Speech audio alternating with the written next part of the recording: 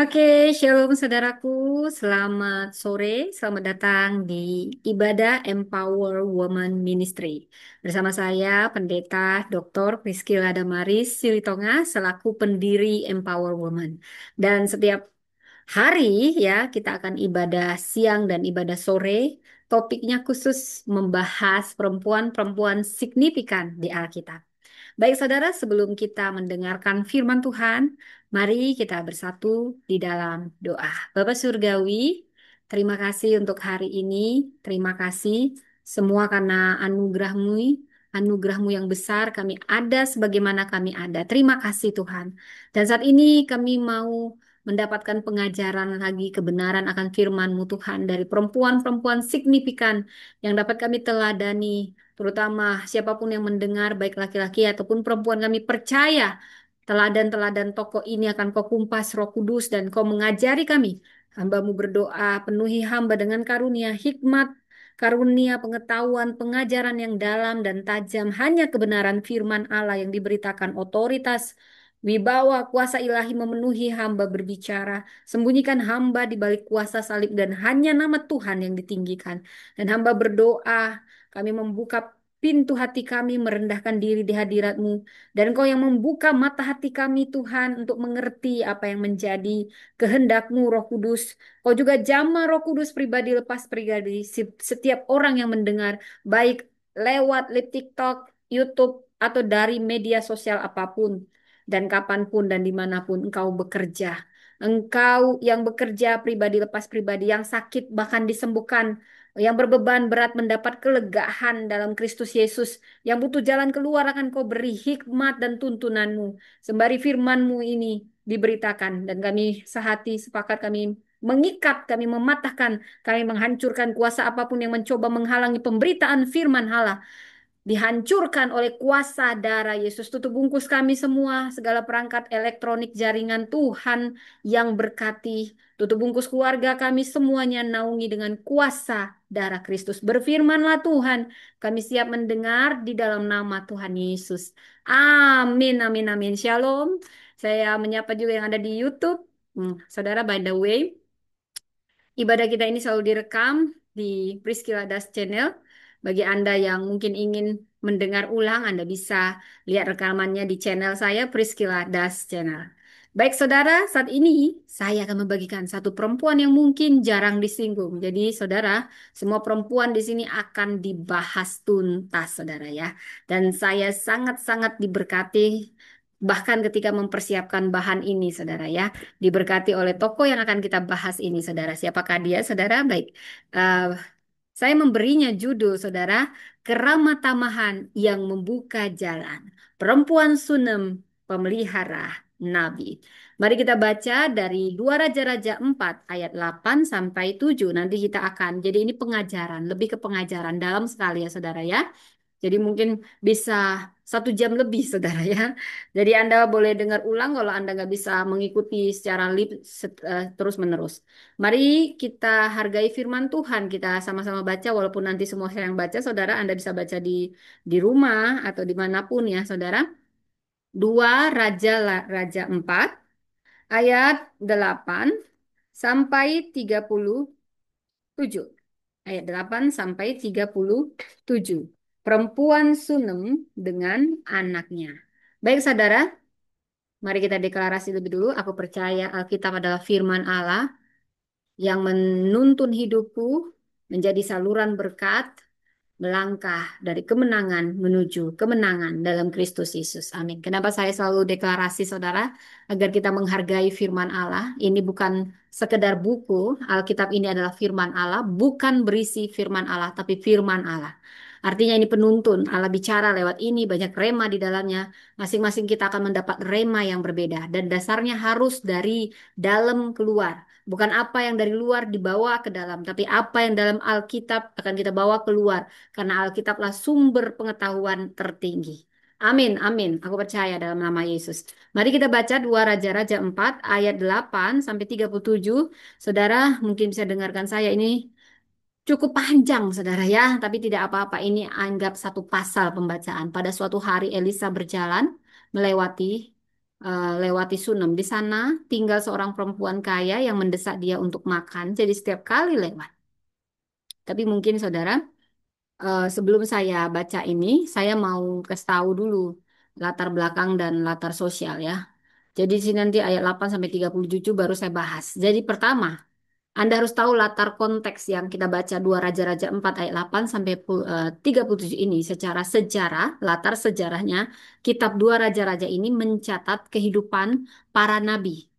Para nabi dalam konteks pergumulan spiritual bangsa Israel yang seringkali jatuh dalam penyembahan berhala. Jadi pada saat itu bangsa Israel seringkali jatuh dalam penyembahan berhala. Elisa ini adalah pengganti Nabi Elia. Jadi kalau satu raja-raja itu berkisahkan tentang Nabi Elia, di dua raja-raja Anda akan membahas Nabi Elisa. Namanya mirip-mirip ya, kitabnya pun mirip-mirip. Nah, jadi harus waspada ya saudara. Ya, dalam pengajaran ini kita akan mengupas tuntas tentang perempuan signifikan yang satu ini. Baik secara sejarah, jadi bangsa Israel seringkali jatuh dalam penyembahan berhala. Dan Elisa, pengganti Elia, dikenal dengan banyaknya mujizat yang dia lakukan di dalam Tuhan untuk menyatakan kuasa Allah di tengah kejatuhan moral bangsa Israel khususnya. Jadi, perempuan Sunem bukan berarti namanya Sunem, tapi karena perempuan kelas 2 namanya tidak ada, saudara. Ya, pada saat itu saya bicara budaya, bukan kebenaran. Jadi kota Sunem ini terletak di wilayah suku Isakar, sebelah selatan Gunung Gilboa, sebuah kota kecil, namun kota strategis dalam perjalanan Elisa sebagai nabi keliling. Jadi Elisa ini nabi keliling. Secara latar sosial kita bahas dulu, siapa perempuan Sunem ini? Dia adalah perempuan kaya. Dalam bahasa Ibraninya Isah Gedolah. Artinya dia memiliki kekayaan, kedudukan, dan mungkin memiliki pengaruh sosial yang sangat tinggi. Jadi, di tengah budaya patriarkal ada perempuan yang menonjol. Perempuan ini menonjol karena dia punya inisiatif yang baik, yang tinggi, dia punya hikmat, saudara, dan tindakan spiritual yang sangat elegan, sangat terpuji. Saudara, saya akan membahas ayat per ayat, saudara. Setiap ayat akan saya kasih penjelasannya. Jadi makanya saya tadi tunda ya. Pertama, perempuan Sunem dengan anaknya. Pada suatu hari Elisa berjalan lewat Sunem. Di sana tinggal seorang perempuan kaya yang mendesak dia untuk makan. Jadi setiap kali lewat ia singgah ke sana untuk makan. Jadi saudara, di sini Elisa sering melewati Sunem. Sunem ini wilayah. Perempuan itu sering melihat Nabi Elisa dan dia memperhatikan dan dia punya inisiatif dan bertindak. Jadi keramat tamahannya dimulai dari perhatian kecil dia memberi makan kepada Nabi Elisa. Di sini kita mendapat pelajaran iman seringkali dimulai dari perbuatan kasih yang sederhana, saudara. Nggak perlu muluk-muluk, sederhana aja, peduli aja dulu, saudara ya, saudara. Kemudian saya baca dari ayat 9 sampai 10, saudara. Kata perempuan itu kepada suaminya, sesungguhnya aku tahu bahwa orang yang selalu singgah pada kita itu adalah abdi Allah yang kudus. Abdi Allah yang kudus. Baiklah kita membuat sebuah kamar atas kecil yang berdinding batu. Baiklah kita menaruh di sana sebuah tempat tidur, meja, kursi, dan kandil baginya. Apabila ia datang kepada kita, ia boleh tinggal di sana. Pada suatu hari, Elisa datang ke sana, lalu masuk ke kamar atas itu dan tidur di situ. Ya, di sini mungkin dari ayat 9 sampai ayat 10 dia berkata kepada suaminya, Elisa itu abdi Allah loh. Jadi perempuan Sunam ini sadar kehadiran seorang nabi yang kudus. Dia langsung tahu mana yang kudus gitu ya saudara ya. Lalu dia mengusulkan untuk membangun kamar khusus bagi Elisa. Nih perhatikan ya, bukan berarti karena saya pendeta, siapa yang menghargai hamba Tuhan. Karena hamba Tuhan namanya juga hamba Tuhan, khususnya para pendeta ya, perwakilan hamba Tuhan. Bukan berarti kita nggak hamba Tuhan, kita semua hamba Tuhan bos ya. Ini ada bos muda. Jadi, saudara, kita menghargai mereka, kita menghargai Tuhan, ya. Jadi perhatikan ya, kamar dia baik kepada hamba Tuhan, namanya Elisa, nabi. Kamar itu dilengkapi dia melayani ya, melayani Nabi Elisa sebagai nabi Tuhan. Dia memberi tempat tidur, ruangan yang dilengkapi dengan tempat tidur, meja, kursi, pelita. Jadi ini simbol kebutuhan jasmani dan rohani. Di sini ada pelajaran dia tidak hanya memberi makan, saudara, tapi menyediakan tempat yang tetap.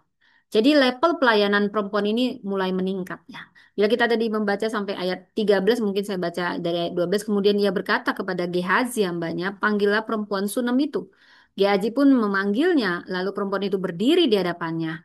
Elisa berkata kepada Gehazi, coba katakan kepadanya, sesungguhnya engkau telah sangat bersusah-susah untuk kami. Apakah yang dapat kubuat bagimu? Adakah yang dapat kubicarakan tentang engkau kepada raja atau panglima tentara? Jawab perempuan itu, aku tinggal di antara kaumku. Jadi sampai ayat 13 ini ada apresiasi dari Nabi.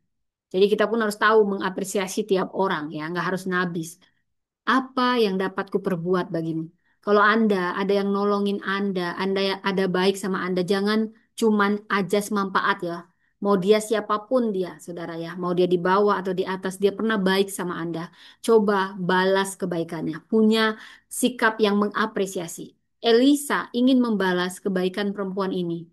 Jadi dia menawarkan untuk berbicara kepada raja atau panglima.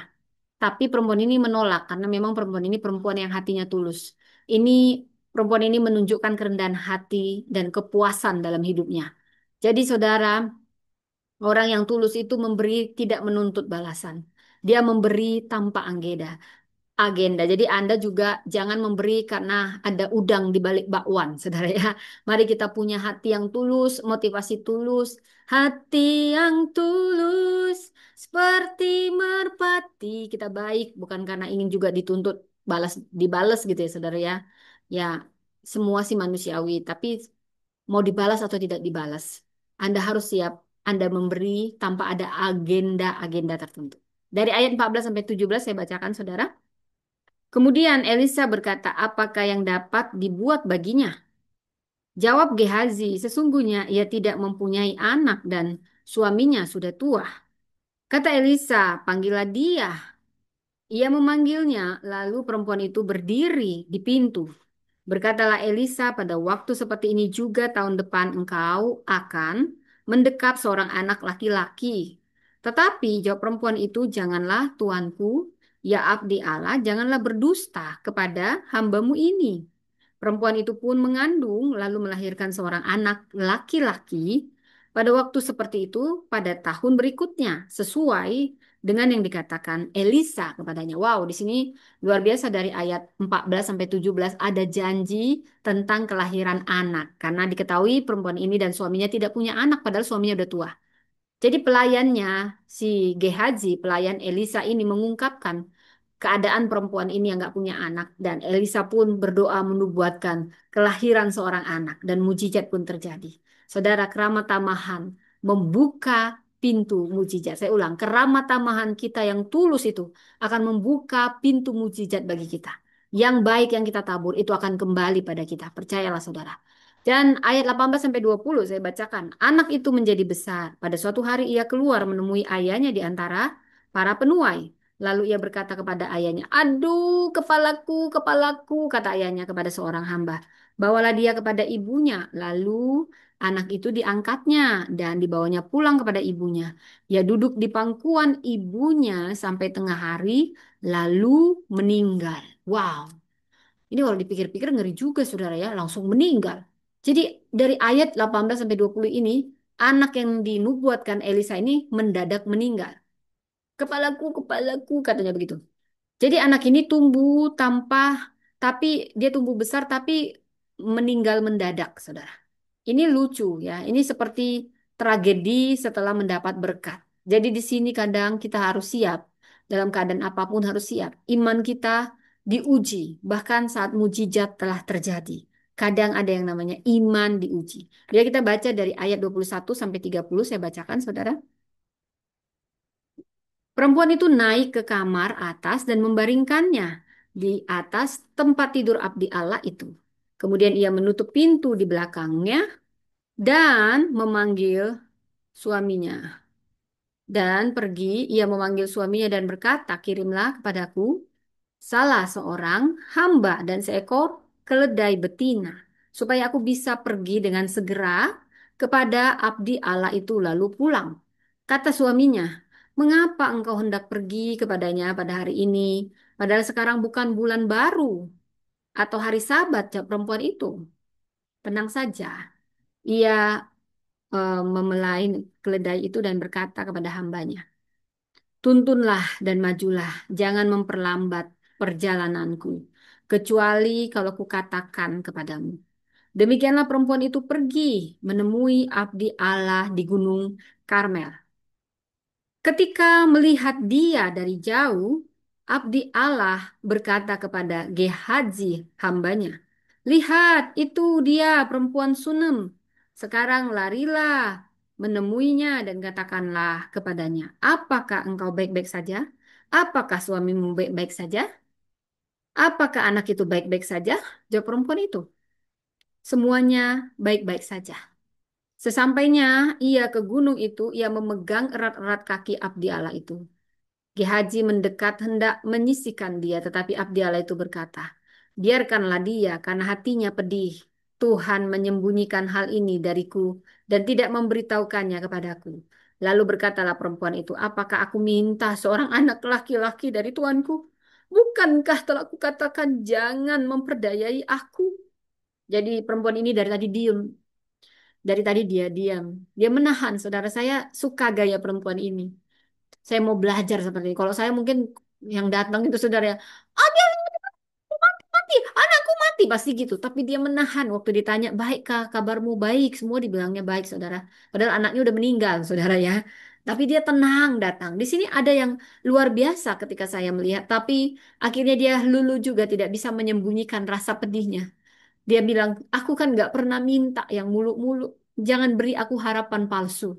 PHP, jangan di PHP gitu ya saudara ya. Saya baca. Telah kukatakan, jangan memperdayai aku.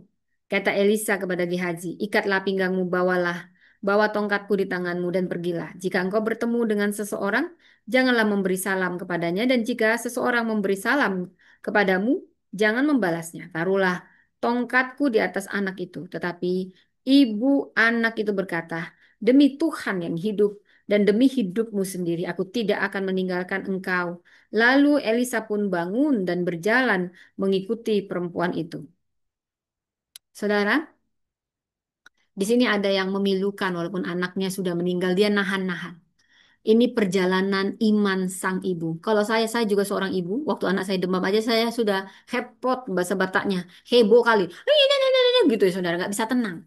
Tapi ketika saya melihat perempuan ini, saya dalemin sampai ke akar katanya. Ini perempuan hebat. Dia punya iman yang besar.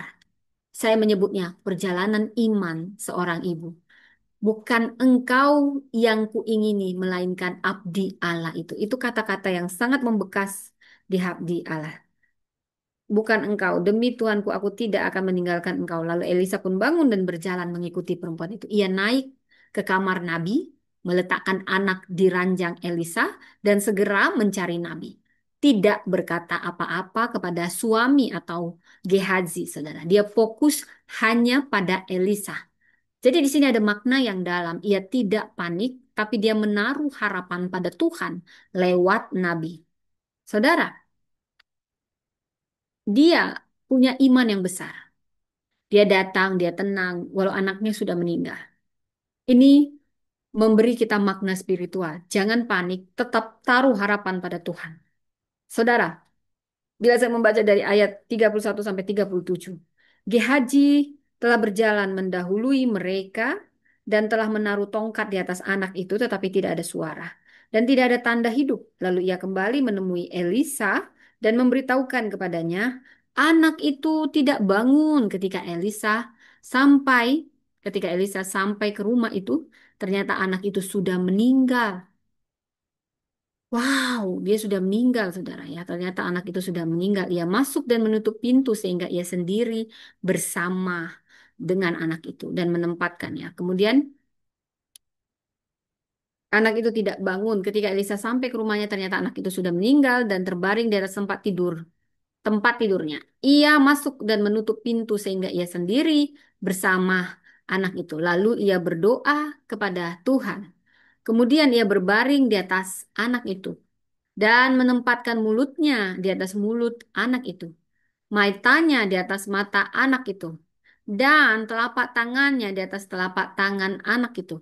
Ketika ia merebahkan diri di atas anak itu, badan anak itu menjadi hangat. Sesudah itu ia bangun dan berjalan dalam ruangan itu ke sana kemari, lalu ia naik lagi dan merebahkan diri di atas anak itu.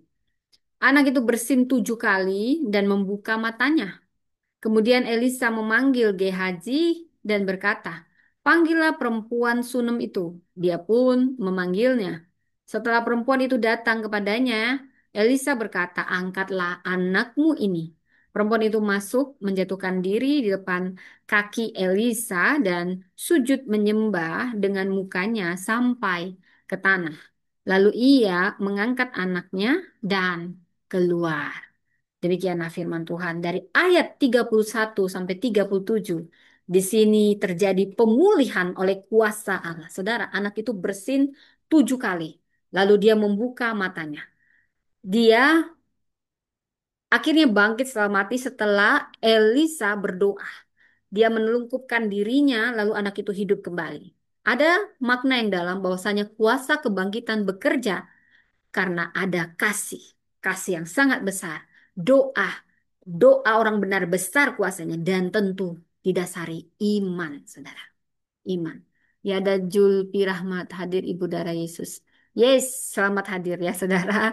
Saya kalau lagi khotbah mohon maaf kalau cat-cat kadang saya tidak baca karena saya harus fokus khotbah ya saudara. Tapi terima kasih bagi Anda yang masih bergabung. Saya percaya bukan suatu kebetulan ada pesan-pesan ilahi yang akan Anda tangkap, rema-rema tersendiri yang Roh Kudus ingin sampaikan kepada setiap pribadi yang mendengar dimanapun, mau di YouTube, Shalom yang di YouTube dan juga TikTok dan juga Zoom. Tuhan memberkati. Saudara, kembali kepada pembahasan tentang perempuan Sunem yang ramah ini. Jadi di sini kita tahu karakter perempuan Sunem ini sangat ramah, bijaksana, punya inisiatif yang tinggi. Dia seorang yang rendah hati, penuh iman. Tindakan imannya itu dia buktikan dengan dia menyediakan kamar bagi hamba Tuhan yaitu Elisa. Dia memberi makan, dia percaya kepada perkataan Nabi ini sebagai perpanjangan lidah Allah. Jadi saudara, dia ini luar biasa saudara. Walaupun dia nggak punya agenda tersembunyi ketika menolong si Nabi. Itu betul-betul ketulusan keramah tamahannya. Dan ketika dia menghadapi ujian, anaknya tiba-tiba meninggal tanpa sebab. Di sini dia punya respon yang sangat patut untuk dipuji dan saya sangat acungi jempol. Dia tidak manik, dia tidak panik. Kalau saya mungkin udah panik, saudara. Dia tidak marah.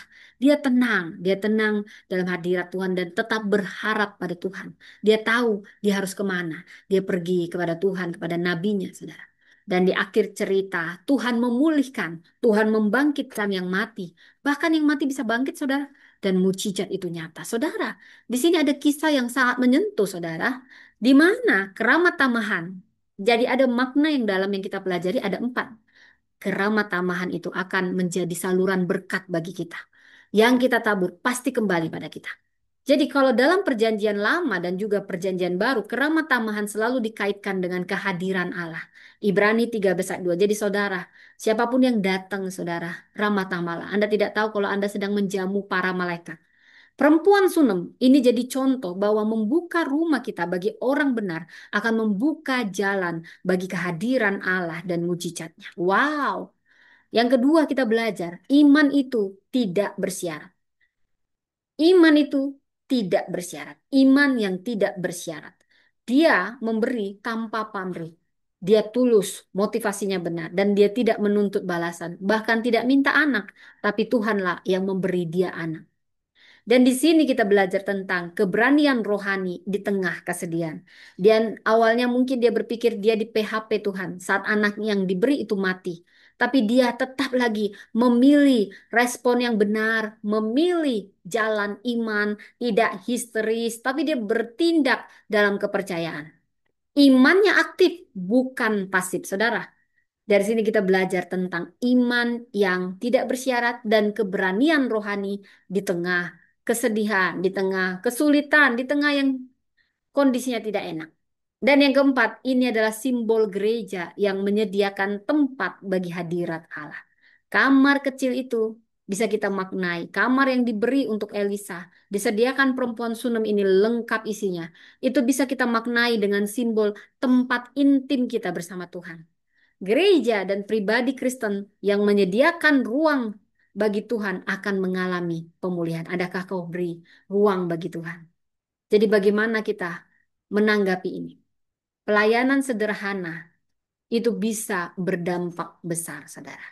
Mulailah memberi, memberi makan, memberi apa yang ada dari kita dengan sukarela. Memberi makan, memberi kamar, berakhir dengan mujizat kehidupan. Saudara jangan pernah menyepelekan kepekaan rohani. Ya, ia tahu Elisa abdi Allah peka terhadap kehadiran ilahi. Berikan yang terbaik untuk Tuhan dan hambanya. Perabot yang lengkap, bukan seadanya. Tulus dalam memberi, saudara. Tulus dalam memberi. Jangan minta imbalan. Itu pasti akan dibales oleh Tuhan. Ketulusan itu penting dalam memberi. Iman mungkin ada saatnya diuji. Kita nggak tahu kapan iman kita diuji. Bahkan kadang itu seringkali datang ketika kita menerima berkat. Tapi kita harus tetap bertindak dengan iman yang dewasa. Jangan kanak-kanak langsung mendumel, langsung marah-marah. Dan selalu kembalikan masalah pada Tuhan, bukan manusia. Saudara, ia tidak mengeluh pada suami atau orang lain, tapi dia langsung pada Tuhan melalui nabi. Saudara, perempuan Sunem yang kita tidak kenal namanya ini, tapi kita akan selalu mengenang tindakannya yang luar biasa. Ia tidak bersuara keras, tapi kebaikannya bersuara nyaring di seluruh zaman. Di rumahnya dia menyediakan ruang bagi nabi Tuhan, dan Tuhan pun akhirnya menyediakan ruang bagi mujizat dalam hidupnya. Dari kamar kecil itu terjadi penghidupan baru. Bukan hanya bagi anaknya, tapi bagi tiap orang percaya bahwa keramat-tamahan adalah jalan menuju kuasa Allah. Saudara, ini saya bisa beri beberapa judul untuk khotbah di sini ya, saudara. Membangun kamar untuk Allah, keramat-tamahan yang memanggil mujizat. Ruang kecil, mujizat besar, kisah perempuan Sunem. Iman yang menyediakan ketika memberi, membuka jalan pemulihan. Wow, iman yang menyediakan. Ya, saudara, satu kamar untuk Tuhan, satu kehidupan yang dipulihkan. Saudara, keramat tamahan yang membuka jalan. Inilah kisah perempuan Sunem ini. Perempuan ini terlupakan dalam peta besar manusia, mungkin peta besar dunia bahkan, tapi diingat dalam sejarah ilahi bahwa ada perempuan Sunum yang mungkin kita nggak tahu namanya sampai saat ini. Mungkin dia sangat sederhana, bukan siapa-siapa, hanya bangsawan biasa, bukan ratu, bukan tokoh besar yang disanjung manusia, tapi di mata Tuhan, perempuan ini perempuan yang besar karena dia punya hati yang besar, kasih yang besar, dan iman yang besar. Saudara, ia tidak menonjol, tapi dia membuka ruang. Ruang apa? Ruang di rumahnya dan ruang di hatinya. Dan dari ruang kecil inilah mujizat besar mengalir. Wow! Perempuan ini melihat, merasa, dan bertindak. Jadi hari itu, saudara, Nabi Elisa seperti biasa melintas. Seorang abdi Allah yang berjalan dalam kesetiaan, dia membawa pesan Tuhan di tengah kekacauan bangsa. Perempuan Sunem ini memperhatikan, dia tidak hanya melihat dengan mata, tapi melihat dengan hati. Saudara, bukankah banyak orang yang lihat Nabi Tuhan lewat atau hamba Tuhan lewat, tapi ya sekedar bahkan mengundang makan aja belum tentu mau. Ya saudara, ya bukan berarti hamba Tuhan harus diundang makan, enggak. Kadang kita nggak tahu menghargai hamba Tuhan, saudara. Hanya dia yang kemudian berkata kepada suaminya, mari kita buatkan kamar untuknya. Kamar kecil di atap rumah. Ini mungkin hanya berisi tempat tidur, meja, kursi, dan pelita. Tapi itu lebih dari cukup. Karena diberi dari hati yang penuh, saudara. Wah, ini perempuan luar biasa. Nggak ada kamera, nggak ada upacara, nggak ada pujian manusia. Dia memberi dengan tulus. Dia, Mbak tutup semuanya ini. Mbak, tolong matikan kipas angin, nyalakan ini aja AC. Maaf ya, saudaraku ya. Maaf ya, saudara ya. Karena diberi hati yang penuh. Saudara, perempuan ini saya tersentuh dengan perbuatannya. Dia memberi dengan tulus. Dia nggak minta balasan. Tapi Tuhan pasti akan membalas tiap kebaikan tanpa diminta. Malah Tuhan itu lebih tersentuh sama orang-orang yang tulus. Elisa ini tersentuh oleh pelayanan tulus perempuan ini. Jadi dia ingin membalas, tapi perempuan ini nolak. Nggak usah saya memberinya dengan tulus. Kayak gitulah ecet-ecet ini. Ia menolak semua tawaran duniawi. Dia tidak minta koneksi ke raja. Ia tidak ingin dihormati oleh panglima. Dia sudah merasa cukup dan dia puas. Tapi pelayan Elisa Gehazi, pelayan Nabi, dia peka. Dia melihat ada luka yang tersembunyi di hati perempuan ini. Karena perempuan ini belum juga punya anak, padahal suaminya udah tua. Dalam budaya saat itu, saya bicara budaya. Itu bukan hanya aib, itu kekecewaan, saudara. Kalau nggak bisa ngasih anak atau nggak punya anak, mungkin bukan perempuan ini juga selalu perempuan yang salah. Sebenarnya mungkin juga prianya yang salah gitu ya, saudara ya. Nah, tapi itu sudah kayak selalu yang dicurigai perempuannya gitu ya, saudara ya. Karena pada saat itu saya bicara budaya, perempuan kayak kelas 2 gitu ya, saudara ya, kelas 2. Tapi perempuan ini diem. Dia nggak banyak kasihlah aku anak. Bukan nggak banyak kita kayak gitu ya, saudara ya. Aku masih aja inget teman-temanku, tanteku ya. Dia itu kalau minta uang itu nyebelin banget gitu, saudara. Kau sebelum kawin kau kudoakan kau supaya kau cepat kawin. Padahal mm, dia punya anak, anaknya nggak kawin-kawin gitu ya. Kayaknya nggak ada di hubungannya gitu sama saya. Lagian kalau kita doain orang jangan kayak gitu. Kita kan bisa aja semua orang ngaku-ngaku gitu ya, saudara ya. Kalaupun kita bener berdoa, jangan kita itu memperalat itu. Aku pernah lo doain kau, jangan gitu. Itu akhirnya sia-sia yang kita ungkit yang baik gitu ya saudara ya. Hanya karena apalagi tujuannya minta uang. Kalau misalnya yang didoakan ini jahat mungkin nggak apa-apa lah bisa diomongin ya.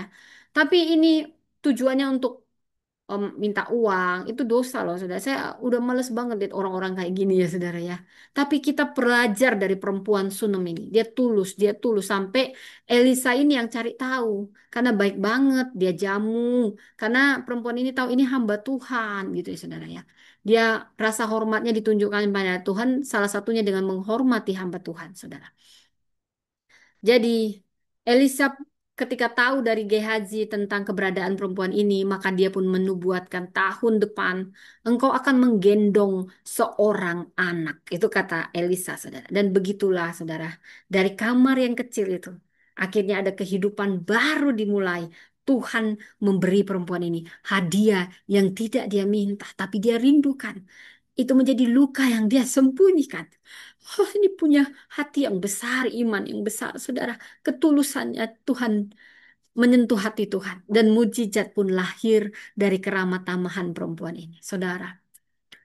Tapi kita membaca dari kisahnya dari ayat 8 sampai 37 tahun pun berlalu. Anak ini pun tumbuh besar. Ini menjadi sukacita rumah itu. Tapi pada suatu hari yang kelabu, bocah itu berkata, kepalaku, kepalaku, aduh, kepalaku. Dan dia meninggal dalam pelukan ibunya, saudara. Wow, sedih ya, saudara ya. Saudara, apa yang akan kita lakukan kalau Tuhan beri yang kita nggak minta, tapi kemudian Tuhan ambil kembali? Ketika berkat yang kita terima malah jadi duka, saudara. Apa yang akan Anda lakukan? Ketika mujizat terasa seperti mimpi, tapi akhirnya berakhir tragis, saudara. Ini kalau lagunya itu PHP, jangan aku di PHP. Oh, jangan aku di PHP. Itu nggak ada lagunya, itu yang saya buat, saudara. Maaf, maaf, maaf. Jadi ini kayak dia tuh di PHP gitu kan. Aku udah nggak minta Tuhan. Kenapa aku dikasih mujizat lalu diambil? Ini kayak kisah Abraham. Yang janji Tuhan, yang ambil juga Tuhan. Ya anaknya diminta, si Isa. Itu kayak gimana sih Tuhan ini? Dijanjiin, diminta. Ternyata itu ujian, saudara. Tuhan ingin hati kita jangan melekat. Hanyalah melekat kepada Tuhan. Dan perempuan ini lulus ujian. Dia tetap ikhlas. Aku nggak minta, tapi aku diberi. Tapi sekalipun demikian, aku akan berharap. kalau bisa anak ini baik karena anak itu udah meninggal. Dan dia tidak panik, dia tenang datang ke hamba Tuhan ini. Dia tahu sebenarnya aku nggak layak juga terima anak ini. Sudah bertahun-tahun aku nggak punya anak. Saya nggak tahu siapa yang mandul gitu ya saudara ya. Tapi ini perempuan tetap rendah hati. Saya bangga sekali melihat perempuan ini saudara. Walaupun berkat yang dia terima itu jadi duka.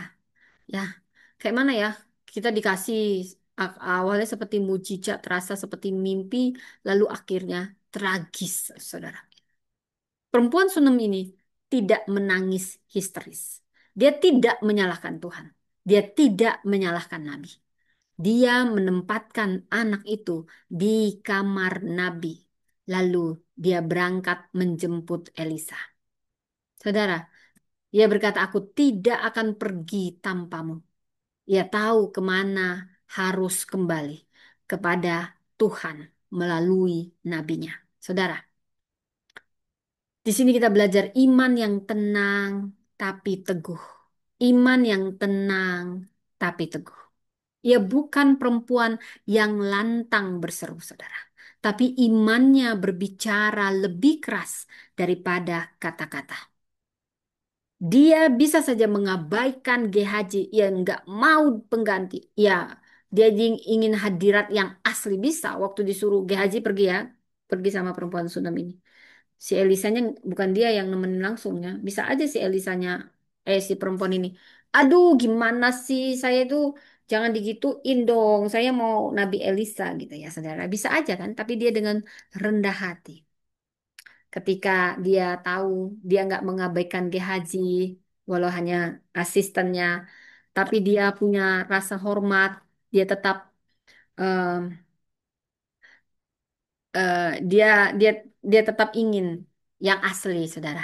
Dan dia tahu mujizat tidak bisa dipaksakan, tapi bisa diperjuangkan dalam iman. Di sini kita belajar.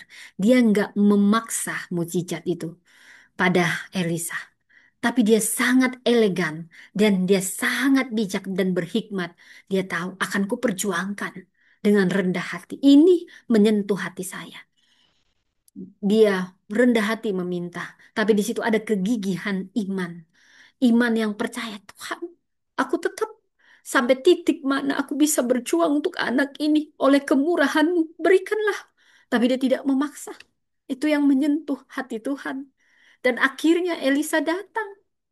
Dia sendiri langsung datang kepada ini anak. Dia menelungkupkan dirinya atas ini anak. Dan napas kehidupan kembali masuk. Anak itu bersin 7 kali. Hasim, Hasim, Hasim, Hasim. Udah berapa kali saudara? Udah 7 kali. Ya itu supaya sekali. Ini agak tegang gitu otot ya sebenarnya. Ini tanda pemulihan. Tanda kehidupan.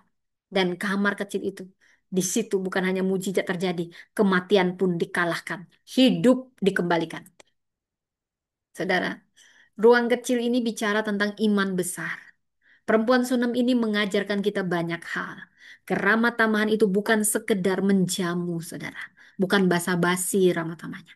Tapi itu sebenarnya itu membuka jalan bagi Tuhan bekerja. Ramalah pada tiap orang. Jangan ramahnya cuma milih-milih ini yang datang siapa ya, saudara saya lagi. Ini lebih tinggi atau sama saya atau di bawah saya. Wah, saya punya keluarga kayak gini. Lihat-lihat orangnya. Ini apa untungnya ini saya kalau dia datang ya? Kalau dia kira agak-agak anggap remeh gitu, saudara. Anda tidak tahu yang Anda remehkan itu ternyata malaikat yang menyamar. Jadi ramalah pada tiap orang. Jangan suka beda-bedain orang. Jangan suka milah-milah. Saya nggak bicara juga konyol atau oon gitu ya. Asal masukkan orang bukan.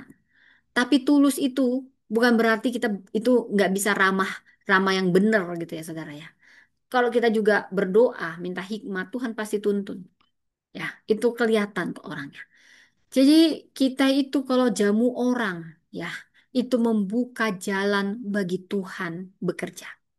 Kadang yang Tuhan butuhkan itu bukan bangunan megah, saudara.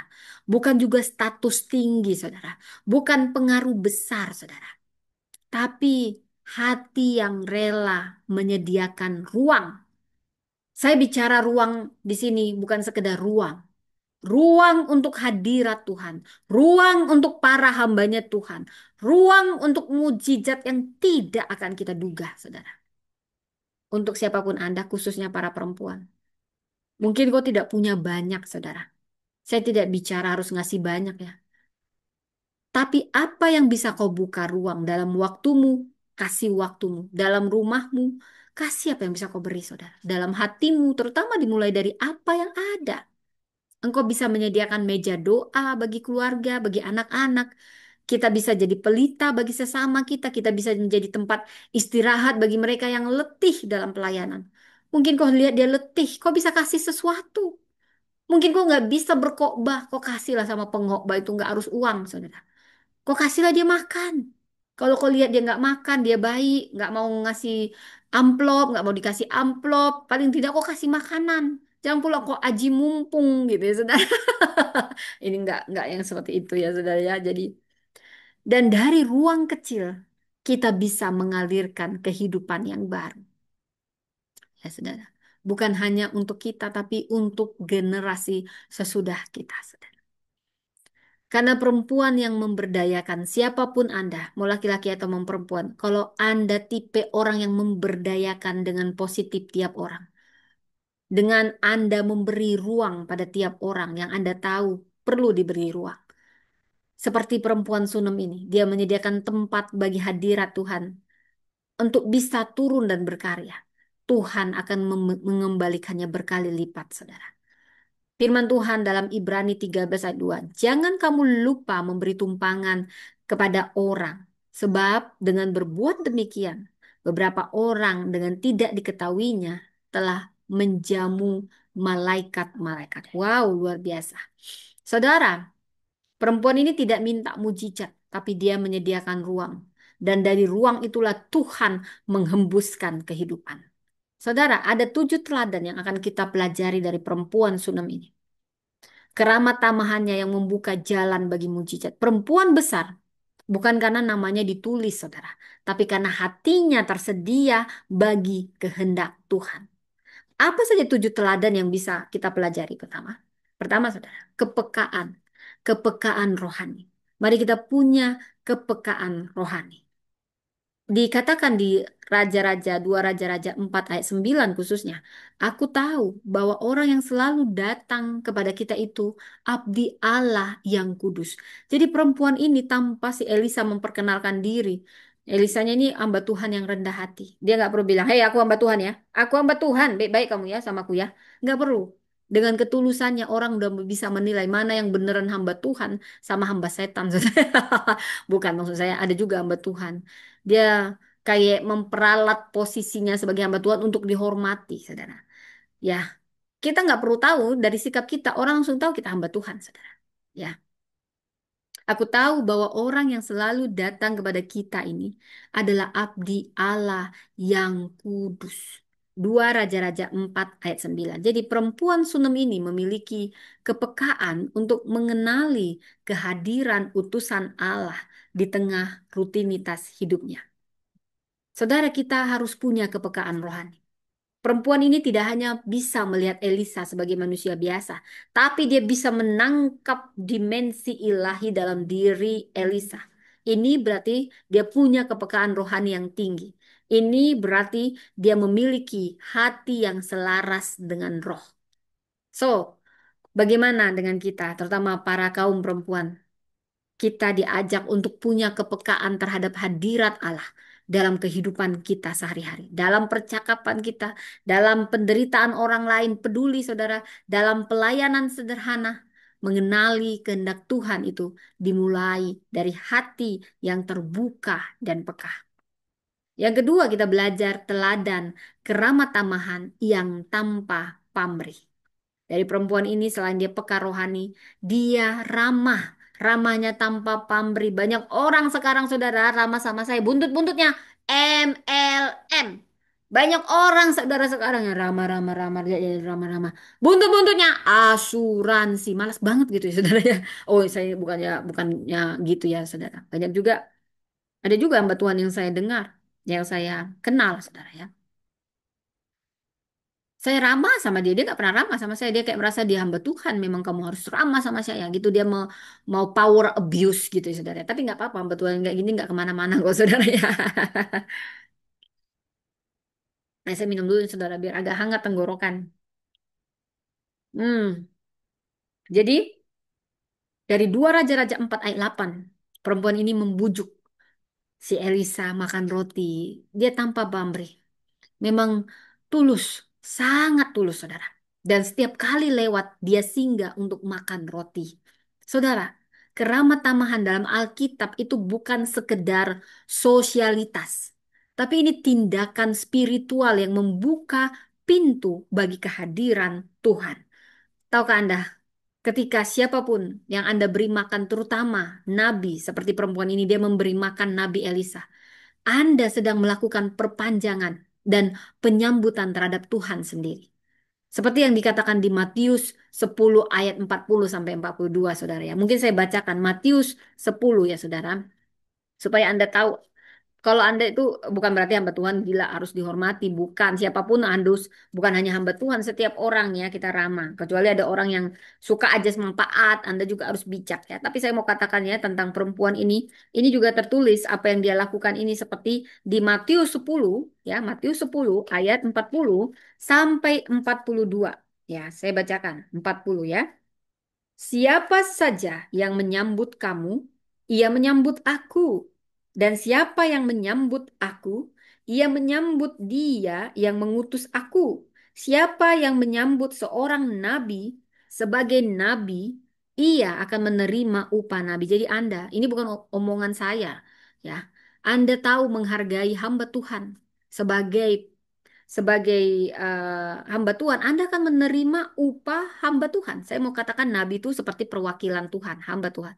Dan siapa yang menyambut seorang benar sebagai orang benar, ia akan menerima upah orang benar.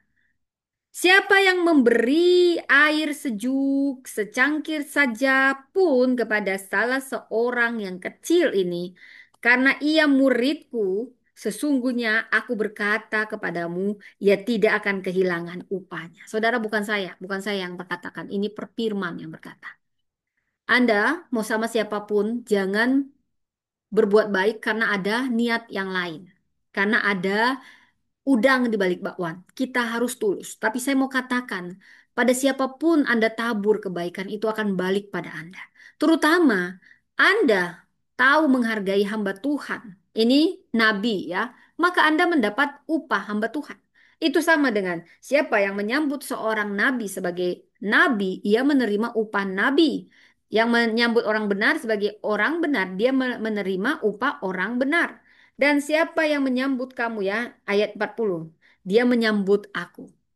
Kalau kamu menyambut hamba Tuhan, kamu menerima upah hamba Tuhan.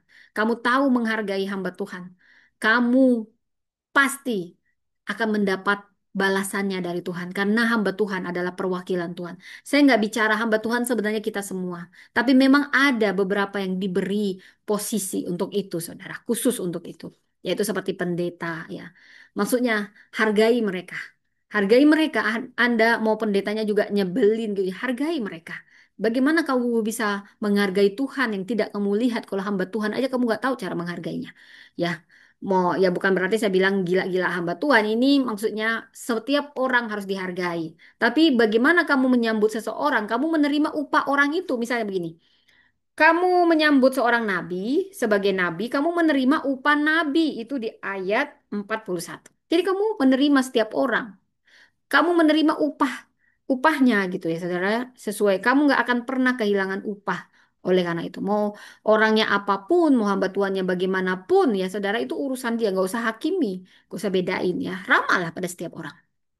Jadi, keramat tamahan dalam Alkitab itu bukan sekedar sosialitas, tapi ini tindakan spiritual yang akan membuka pintu bagi kehadiran Tuhan. Memberi makan nabi adalah perpanjangan penyambutan terhadap Tuhan sendiri. Itu kata firman, ya saya harus katakan. Jadi Tuhan memakai pelayanan yang mungkin kecil, nah ini namanya hospitality, saudara ya. Saya pergi ke Malang itu saya terkejut ya, karena saya biasanya memang saya nggak pernah ngarap-ngarap, saudara ya. Kalaupun ada, saya kembalikan untuk rumah Tuhan ya. Saya melihat keadaan gerejanya. Tapi ketika saya pergi ke Malang, saya ternganga karena saya biasanya pelayanan janda yang memang nggak bisa membales gitu ya saudara ya. Saya tulus, niatnya nggak ada macam-macam ke penjara. Mau dapat apa di penjara saudara ya? Ke nabina, ke janda-janda miskin. Mau dapat apa? Tapi ada sukacita dalam memberi. Dan saya tidak pernah tahu ketika saya diundang. Saya begitu ternganga ketika mereka tuh membawa saya makan ya baru karena saya kan baru jadi hamba Tuhan gitu ya saya biasanya oh saya seorang epidemiolog sebelumnya dan saya terkagum ya ada yang nyisipin makanan buat saya saya biasanya yang melayani barang siapa yang terbesar yang melayani ya kadang kita nggak makan supaya orang yang kita layani makan gitu ya saudara tapi itulah Tuhan saya datang juga bawa keluarga dan saya ngerasain bagaimana keluarga saya juga dihargai. Saya udah siap nggak dihargai juga nggak apa-apa Tuhan. Saya sedang membawa nama Tuhan. Saya dengan motivasi yang tulus.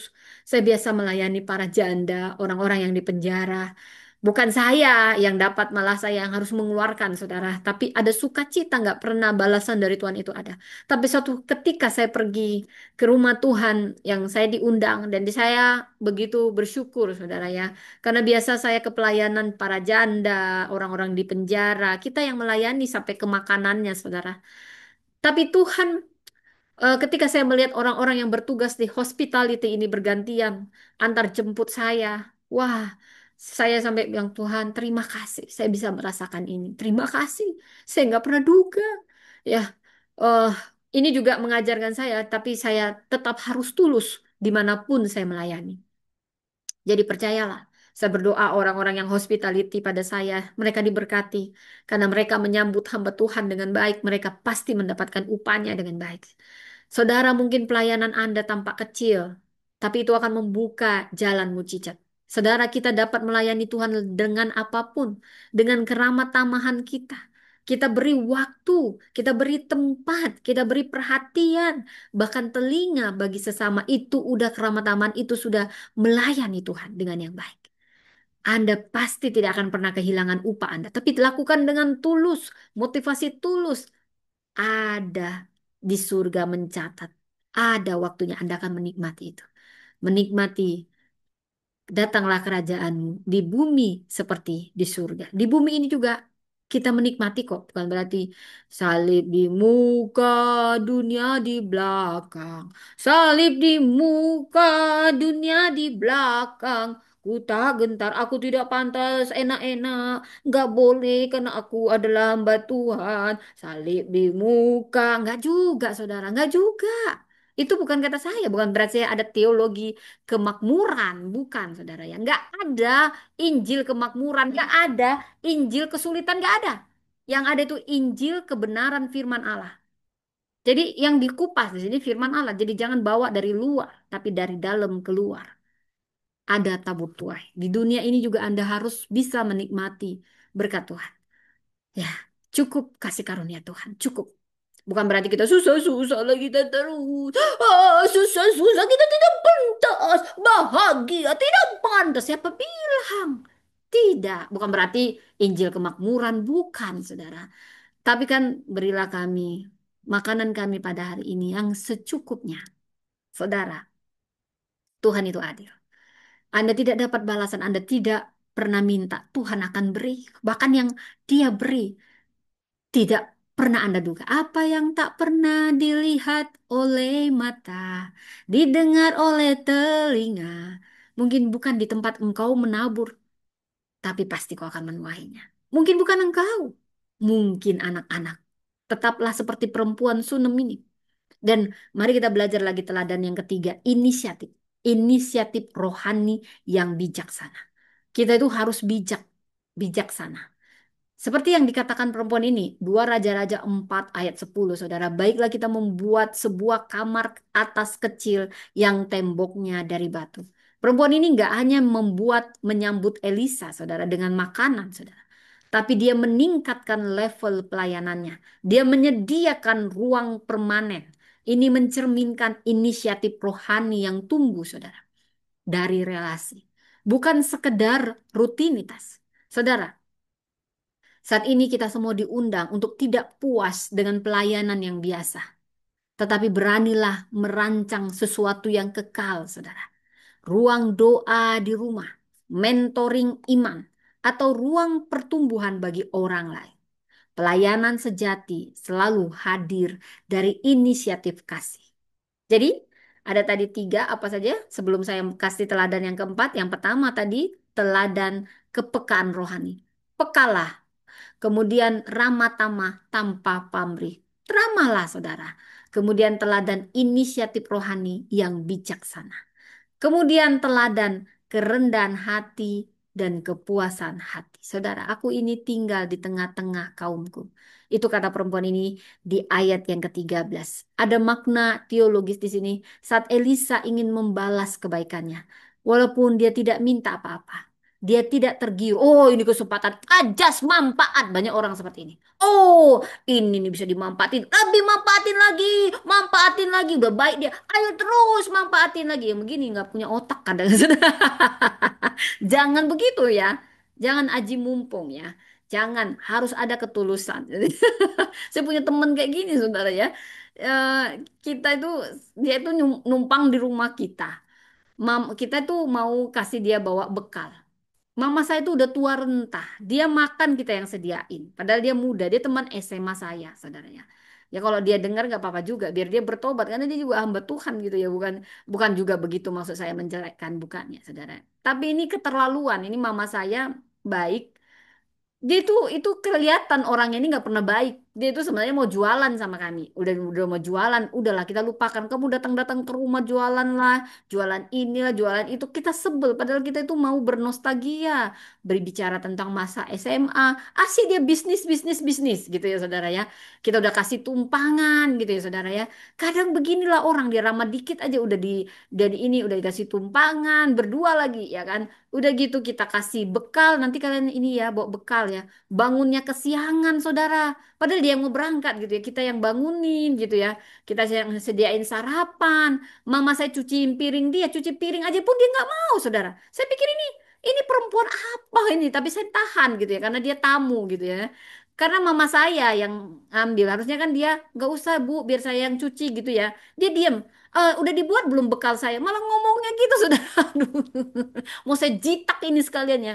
Jadi biar saya mama, biar saya yang cuci mama. Karena saya lagi ngobrol sama dia, gitu ya. Mama saya mau melayani dia. Dia padahal sebaya saya gitu loh ya. Mama saya ini baik. Mama saya ini saya nggak suka mama saya digituin. Mama saya bukan pembantu. Harusnya kamu waktu piringmu dicuci sama mama saya, kamu bilang bu, jangan biar saya. Harusnya begitu. Malah bilang udah dicuci, dia biarin aja kayak tuan besar dia saudara ya. Malah dia bilang lagi, sudah nggak dibuat apa saya? Karena dia bilang mau dibawa nggak bekal. Mama saya nawarin gitu, sudah nggak dibuat bekal. Mama saya betulan kayak pembantu dia buat. Biar saya mama, biar saya yang buat. Dia bilang. Ini tapi saya nahan saudara.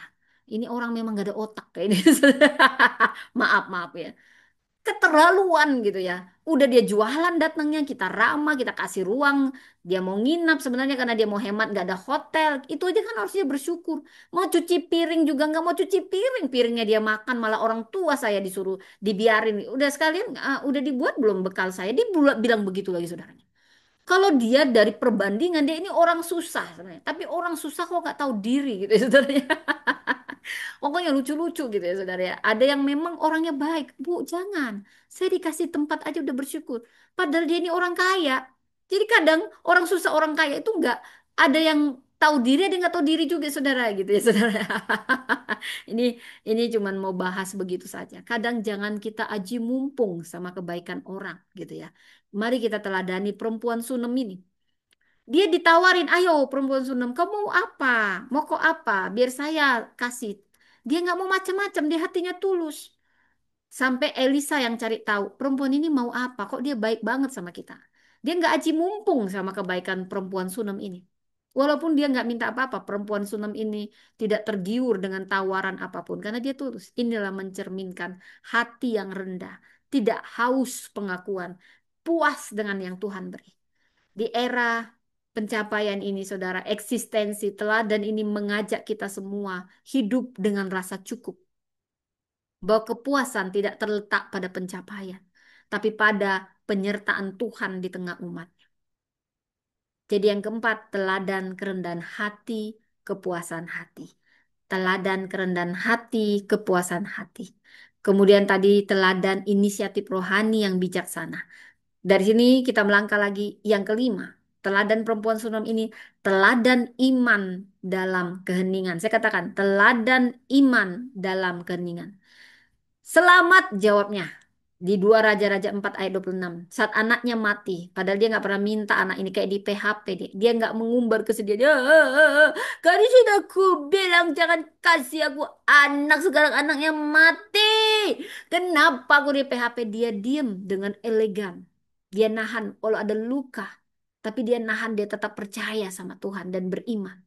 Dia nggak nyalakan Indah nih ya. Memang kamu Elisa ya. Kamu kasih-kasih. Kalau kamu nggak pernah kasih, aku nggak pernah sedih kehilangan anakku. Mungkin dia bisa ngomong gitu, saudara. Tapi dia nggak mengumbar kesedihannya. Dia nggak nyalahin siapa-siapa. Nggak nyalahin Elisa, nggak nyalahin anaknya, nggak nyalahin siapa-siapa. Dia hanya menjawab selamat, padahal anaknya udah mati.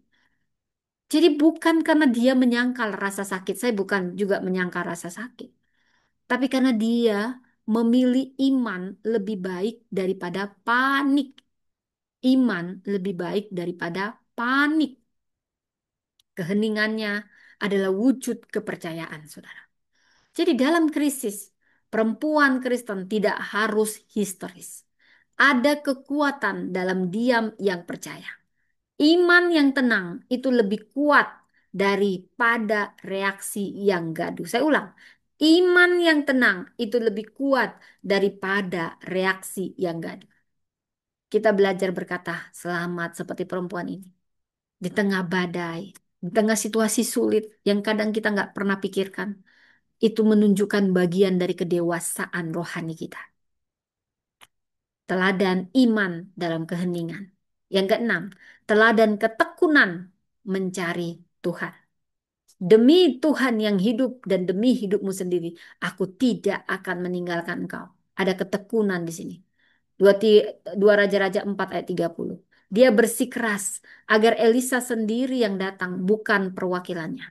Dia tahu siapa yang bisa menolong. Dia nggak mau solusi sementara. Dia ingin hadirat sejati. Saudara, teladan ini mengajar kita untuk tidak cepat puas dengan hal-hal yang dangkal. Jangan cepat puas dengan hal-hal yang dangkal. Kita dipanggil untuk mengejar Tuhan, bukan hanya jawaban. Tekun berdoa, kejar hadiratnya, tidak menyerah sampai mujizat terjadi. Jadi yang keenam, teladan ketekunan mencari Tuhan.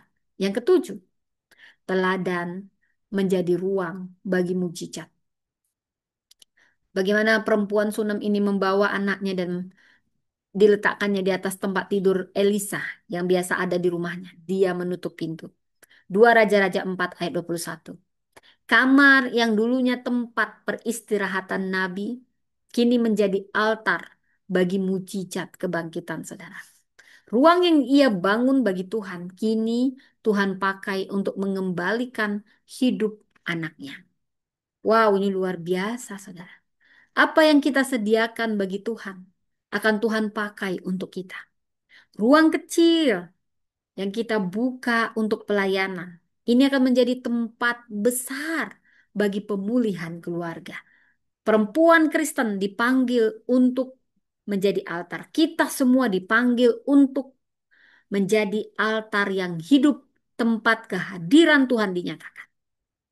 Jadi ada 7 teladannya. Saya ringkas. Yang pertama teladannya teladan kepekaan rohani. Kedua, teladan keramah tamahan tanpa pamrih, tulus. Ketiga, teladan inisiatif rohani yang bijaksana. Keempat, teladan kerendahan hati dan kepuasan hati. Kelima, teladan iman dalam keheningan. Keenam, teladan ketekunan dalam mencari Tuhan. Ketujuh, teladan menjadi ruang bagi mujizat. Saudara, kamar yang dulunya tempat peristirahatan Nabi jadi altar bagi mujizat kebangkitan.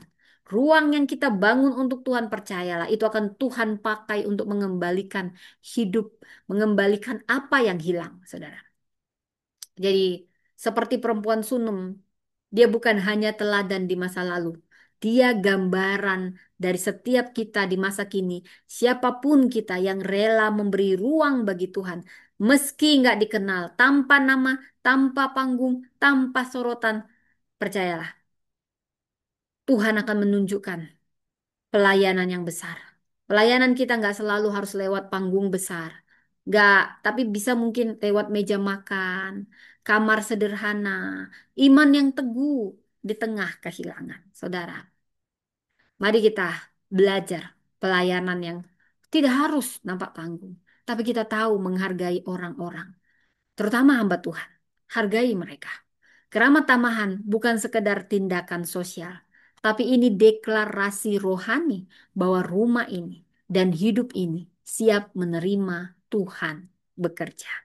Saudara, bukan hanya harus pada hamba Tuhan ya saudara, siapapun kita harus tahu menghargai tiap orang. Anda tidak akan pernah tahu orang yang Anda jamu adalah malaikat-malaikat dan keramat tamahan Anda itu yang akan membuka pintu mujizat.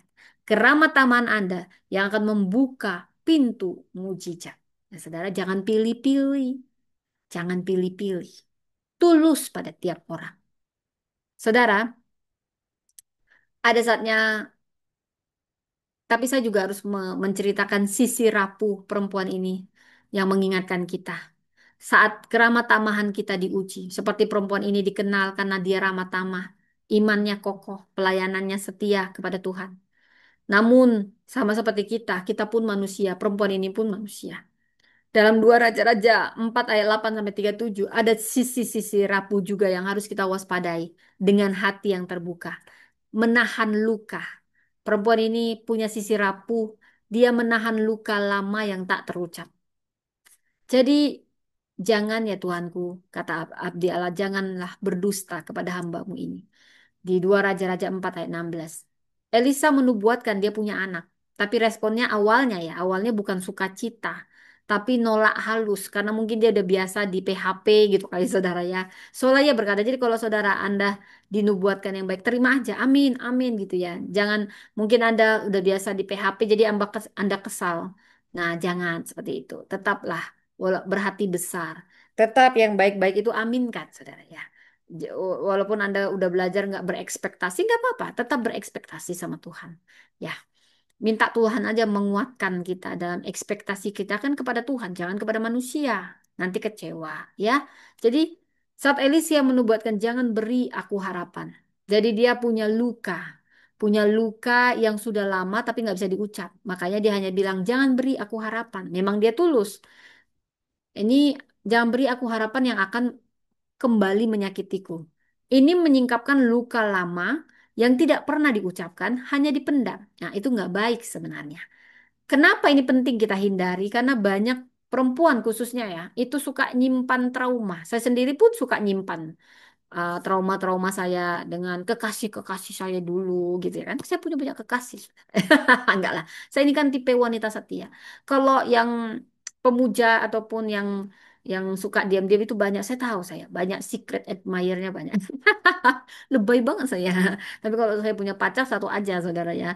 Nah, suami langsung satu ya. Kalau pengagum banyak.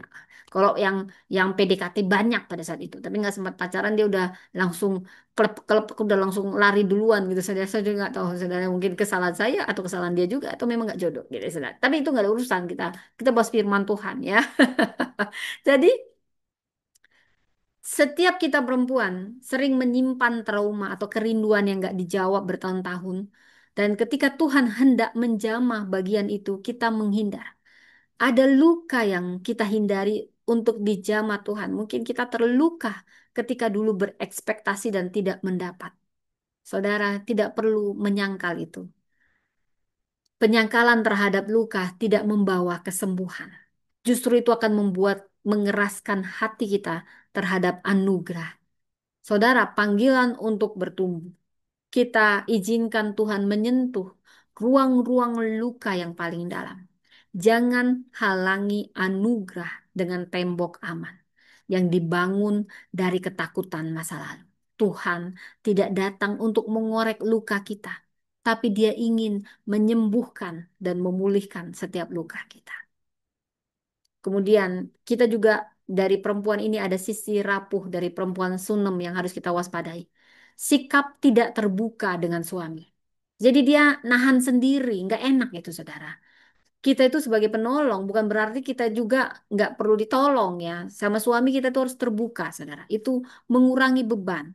Untuk perempuan ini imannya kuat. Kalau nggak kayak kayak dia ini bisa bunuh diri kalau nyimpan-nyimpan sendiri gitu ya, saudara ya. Tapi saya yakin yang dengar ini semua kuat-kuat imannya. Mengapa engkau pergi kepadanya pada hari ini? Bukan bulan baru ini loh. Ini bukan hari Sabat juga. Tapi perempuan ini menjawab juga selamat. Dia bilang nggak apa-apa gitu ya. Dia nggak jujur gitu, saudara ya. 2 Raja-Raja 4 ayat 23 kuncinya. Saat anaknya meninggal, perempuan ini nggak memberitahu suaminya.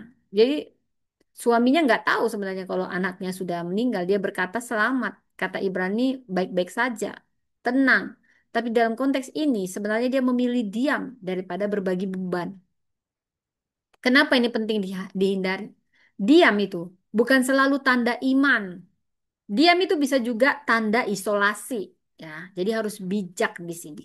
Ada saatnya kita diam karena diam itu bisa buat kita bijak, tapi ada saatnya kita harus berkomunikasi jujur. Ini sangat dibutuhkan dalam relasi, terutama dalam pernikahan. Tapi juga jangan sampai pasanganmu bunuh diri gara-gara pengakuanmu yang jujur. Minta hikmat dari Roh Kudus, ya. Jadi di sini kita belajar berserah, tapi bukan berarti berjalan sendiri. Berserah bukan berjalan sendiri. Dalam relasi pernikahan, kerendahan hati membuka diri, berbagi beban dengan pasangan kita itu bentuk iman sejati. Bentuk iman sejati, jangan hadapi duka sendiri. Allah sering memakai orang terdekat untuk menopang kita.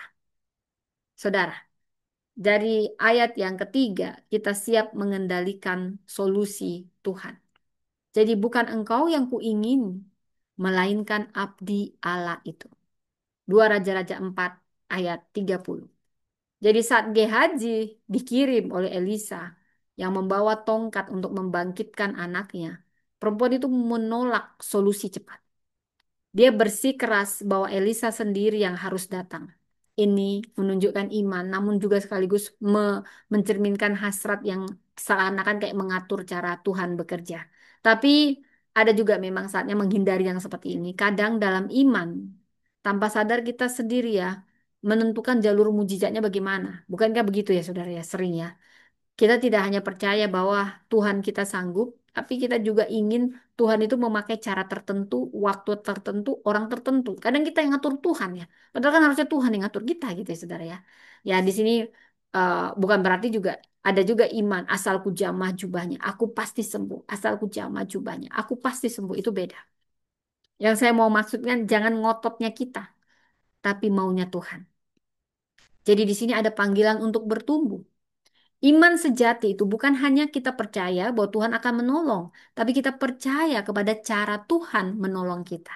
Jadi di sini kita lepaskan kendali dari bagian. Melepaskan kendali ini adalah bagian ketaatan kita.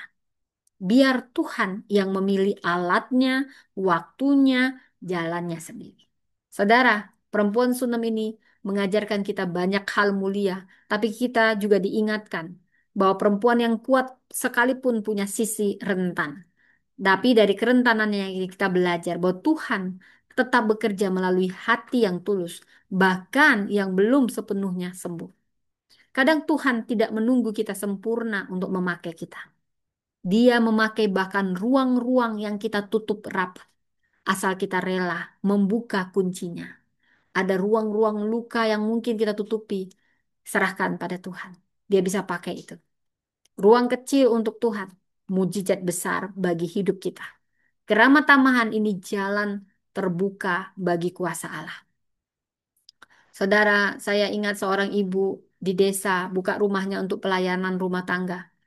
Walaupun pelayanannya kecil, rumahnya kecil, dia nggak punya banyak, tapi dia mau memberi ruang aja udah luar biasa. Tahukah saudara, dari ruang itu lahir doa-doa, lahir pemulihan dan kehidupan baru. Keramat tamahan itu adalah tindakan profetik kita. Sebuah deklarasi bahwa hidup ini milik Tuhan. Saudara, ada 3 pesan. Keramat tamahan itu adalah iman yang bertindak. Keramat tamahan, iman yang bertindak. Perempuan Sunem menyediakan kamar kecil lengkap dengan tempat tidur, meja, kursi, pelita. Jadi di sini ini memberi ruang bagi Tuhan, bukan tentang besar kecilnya bentuk, tapi kesiapan hati. Memberi ruang bukan ini memberi ruang bagi Tuhan, bukan tentang besar kecilnya bentuk, tapi kesiapan hati. Buat ruang bagi Tuhan di rumahmu. Altar keluarga, waktu teduh, doa komunitas. Tuhan memberi lebih dari yang kita sediakan, percayalah. Dari 2 Raja-Raja 4 ayat 16 sampai 17. Perempuan ini nggak minta anak, tapi Tuhan beri. Apa yang nggak pernah kau duga Tuhan akan sediakan. Saat kau memberi, Tuhan akan membalasnya. Memberi lebih dari yang bisa kita sediakan atau pikirkan. Ini namanya anugerah. Allah mengenal kerinduan kita yang terdalam. Bahkan saat kita tidak berani mengungkapkannya. Dia tahu kerinduan kita. Dan yang ketiga, ruang yang disediakan ini bisa menjadi altar pemulihan. Saudara, anak yang diletakkan Peter, Peter. Ya, sorry ya saudara, anak saya. Jadi anak yang diletakkan di kamar Nabi ini tempat sama di mana ia dulu menerima berkat. Jadi Peter cepat segera. Ya, ya, ya. Jadi di di di tempat pelayanan saudara ya. Peter jangan ditutup itu, ditutup. Ya. Jangan kayak gitu. Nah, udah cepat sana. Maaf ya saudara. Ini anak saya. Saya tutup dulu. Shh, shh, shh. Peter, sekali lagi jangan kayak gitu ya, nak. Oke. Ya, ya begitulah kalau saya melayani di rumah sambil punya anak. Tapi saya bersyukur bisa melayani sembari ngomong anak, saudara. Ya, kita masuk lagi firmannya tadi. Di mana, saudara ya? Saya cari dulu ya. Sampai mana tadi omongannya? Ya, jadi dari sini kita belajar, saudara, ruang yang kita sediakan. Bahkan Tuhan akan jadikan altar pemulihan. Seperti perempuan Sunem ini, anaknya dia taruh di kamar Nabi yang tempat yang dia khususkan buat Nabi ini. Tempat yang sama juga dia menerima berkat. Jadi apa yang dulu menjadi tempat pelayanan, itu pasti akan menjadi tempat kebangkitan. Ini bisa jadi ruang ibadah, waktu sunyi, atau bahkan kesederhanaan hidup kita. Ini bisa menjadi titik balik pemulihan. Jadi Tuhan itu nggak cari ruang yang besar, saudara. Ya, kita minta Tuhan, ajari kami membuka ruang bagimu, ruang hati kami, rumah kami, hidup kami. Saudara, Tuhan tidak mencari ruang besar, Dia mencari hati yang terbuka. Iman yang diam, tapi teguh. Seperti perempuan Sunem ini, tetap berdiri meski tak bersuara. Dia nangis waktu dia tahu anaknya sudah meninggal, tapi dia diam. Dia dalam diamnya dia berdoa. Diam bukan berarti lemah. Kadang itu adalah bahasa iman. Ada waktu untuk diam, ada waktu berjalan dalam iman. Bila kita baca dari 2 Raja-Raja 4 ayat 20 sampai 23, perempuan ini tidak berkata banyak. Dia hanya berkata selamat ya. Jadi punya makna. Kadang iman itu terlihat seperti tenang, tapi sesungguhnya itu adalah kekuatan dalam krisis. Karena itu kita perlu melatih ketenangan saat badai. Pilih berdoa, berdoa, berdoa lebih dulu, berdoa, bukan panik, bukan panik. Pilih hadirat Tuhan, bukan keramaian, hadirat. Langsung berdoa, berdoa. Saudara, apapun hal-hal yang sangat memilukan, saudara. 2 Raja-Raja 4 ayat 21, Tuhan meletakkan anaknya di ranjang nabi. Ini simbol tindakan profetik. Kita perlu mengarahkan luka pada altar Tuhan, bukan sembunyikan dalam diri sendiri. Kita perlu membuat tindakan kecil penuh iman di tengah krisis. Sederhana, tulis doamu dalam ibadah, peluk anakmu dengan kasih. Ini juga mengajari kita. Jadi jangan pernah sembunyikan dukamu, tapi tempatkan itu di hadirat Tuhan. Kemudian kita juga diajari, saudara, teguh mengejar hadirat, bukan solusi instan. Jangan hanya puas dengan tongkat Gehazi, tapi inginkan yang lebih. Elisa datang. Ini iman yang mengejar Tuhan, bukan sekedar jawaban. Jangan cepat nyerah dalam doa. Kejar Tuhan dengan segenap hati, bahkan saat kita nggak mengerti jalannya. Sering ku tak mengerti jalan-jalanmu Tuhan, bagai di belantara yang kelam. Tampak seribu tanya, namun tetap percaya jejakmu Tuhan sungguh sempurna.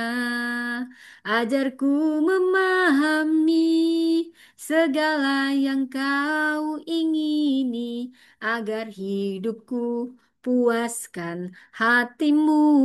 Saudara, kadang orang yang paling kuat bukan yang paling banyak bicaranya, tapi paling banyak dan dalam percayanya. Saat tentu Tuhan menyentuh ruang kita yang tertutup, mungkin ada luka lama, tapi luka itu bukan hanya dibuka, tapi dipulihkan, saudara. Tuhan tidak hanya menyentuh bagian yang kita buka, tapi juga yang kita kunci rapat. Luka yang tidak diucapkan bukan berarti sudah sembuh. Kadang kita perlu, kadang ini membuat kita takut berharap. Tapi Tuhan tahu bagian terdalam yang sudah tidak berani kita doakan lagi. Saya tidak tahu. Mungkin ada di antara Anda yang sudah tidak berani mendoakan lagi. Tapi coba renungkan ini. Apa doa yang pernah kau tinggalkan karena kau kecewa sama Tuhan? Sekarang bawa lagi itu di hadapan Tuhan. Bukan untuk maksa Tuhan, tapi supaya kamu tidak lagi pernah curiga dan kecewa sama Tuhan. Tuhan ingin memulihkan, bahkan saat semua sudah mati. Anak yang dijanjikan pada perempuan ini akhirnya mati, tapi Tuhan sanggup hidupkan kembali. Ada pemulihan. Tuhan tidak hanya memberi, tapi dia bisa menghidupkan kembali apa yang hilang. Karena itu apapun relasi yang rusak, pelayanan yang mati, harapan yang padam, Tuhan belum selesai. Ketaatan akan membuka pintu kebangkitan. Elisa taat, berdoa, bertindak, bersentuhan. Proses pemulihan itu tidak instan, tapi Allah hadir di tengahnya. Belajarlah taat dalam hal kecil, datang ke persekutuan, buka hati untuk mentoring, beri waktu bagi doa. Hatiku percaya saat ada yang sakit yang coba kau sembunyikan. Katakan Tuhan, jamah bagian ini yang sudah lama aku tutup rapat karena terlalu sakit. Aku mau melepaskannya untuk kau pulihkan. Aku percaya. Tuhan tidak menyerah pada ruang yang kita kunci. Dia mengetuk dan dia membawa hidup yang baru.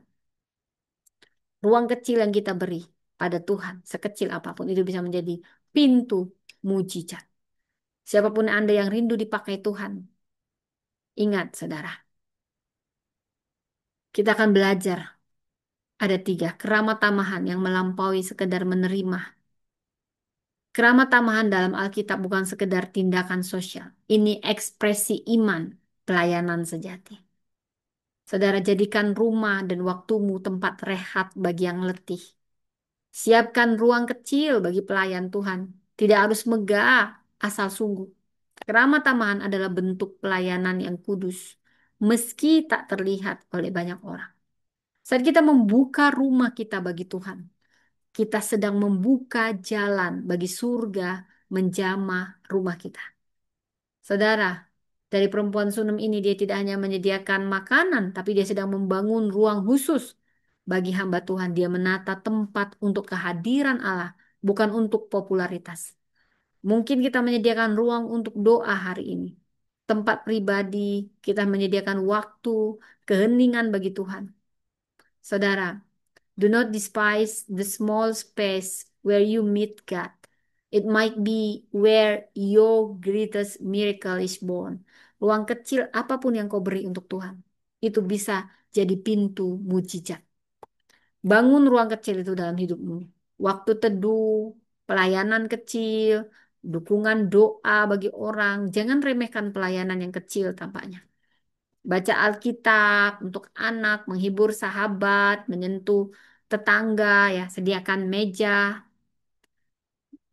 kursi, pelita itu bicara kita menyediakan kebenaran, ketenangan, dan kehadiran Roh Kudus. Kita minta itu, kehadiran Roh Kudus. Ruang kecil yang kita sediakan dengan kasih adalah tempat Tuhan mengerjakan perkara besar. Tuhan tidak akan pernah lupa ruang yang kita berikan. Pasti Tuhan akan balas, bahkan Dia memberi lebih dari yang kita minta. Karena Tuhan melihat dan menghargai setiap kerelaan yang tersembunyi. Dia tidak pernah berhutang kasih. Mujizat anak bukan balasan, tetapi penggenapan janji kasihnya. Perempuan ini nggak minta anak. Tuhan tahu hatinya. Bahkan ketika anak itu mati, Tuhan tidak membiarkannya tenggelam dalam duka. Tuhan bukan hanya memberi, Tuhan memulihkan. Tuhan menghargai apa yang dianggap biasa oleh manusia. Jangan lelah melakukan kebaikan dalam kecil, karena Tuhan memperhatikan. Saat hatimu seperti kehilangan, seperti anak yang dijanjikan hilang, tapi tetaplah percaya Tuhan sanggup membangkitkan harapan. Ketika kita memberi dengan tulus, Tuhan sendiri yang akan memberi dengan limpah. Tuhan tidak pernah lupa ruang yang kita buka untuknya. Karena dari situlah Ia mulai menciptakan, mencurahkan kuasanya. Seperti perempuan ini, bukan karena kekayaannya, dia hanya punya keramah tamahan, kesederhanaan, dan ketulusan. Ini membuka pintu bagi hadirat Tuhan. Dan dari ruang kecil ini ada kehidupan dibangkitkan. Keramah tamahan adalah pelayanan kudus yang membuka jalan bagi kuasa Allah. Ruang kecil yang kita sediakan bagi Tuhan. Ini bisa menjadi pintu bagi mujizat yang tak terduga. Tuhan melihat setiap tindakan kasih yang tersembunyi dan Dia membalas dengan kehidupan. Saudara, mari sediakan ruang kecil dalam hati dan hidup kita. Bukan sekedar kamar, tapi ruang yang berkata, tinggallah di sini Tuhan. Aku menyediakan tempat bagimu. Saudara, luar biasa firman Tuhan hari ini, saudara. Demikian firman Tuhan, saudara, ketika saya menyiapkan ini, ada nubuat yang saya dapat. Saya tidak tahu, saudara, keberadaan saudara, tapi bukan suatu kebetulan Anda bergabung. Dari kisah perempuan Sunem ini, Tuhan mengatakan, anakku yang setia. Anda yang mendengar ini, siapapun Anda. Tuhan berkata, engkau seperti perempuan Sunem yang kutetapkan bagi generasimu. Dalam kesunyian panggilanmu, aku menanamkan dalam hatimu kerinduan yang kudus untuk menyediakan ruang bagiku, menyediakan tempat bagi suaraku disampaikan dan memelihara para nabiku, baik mereka yang sedang berjalan menuju panggilannya maupun yang telah menua dalam tugasnya.